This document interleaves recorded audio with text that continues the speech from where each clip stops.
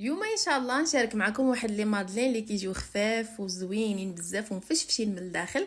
كما كنعرفوا لي مادلين من الحاجات الضروريه اللي كيكونوا عندنا في الايام ديال الدخول المدرسي. وعلى بركه الله ندوزو الطريقه. في واحد لو بول هنايا عندنا 3 ديال البيضات يكونوا هكا، الا كانوا صغار غنديروا غير 3، الا كانوا كبار نديروا 2. السكر حسب الذوق، انا درت كاس لاروب، شويه ديال الفاني، ساشي ديال الفاني، وقبيصه ديال الملحه. كنطربوا الكل مزيان مزيان حتى كيتبدل لينا اللون ديال البيض كيف العاده. هنا نضيف واحد ربع كاس ديال الحليب يكون بحراره المطبخ.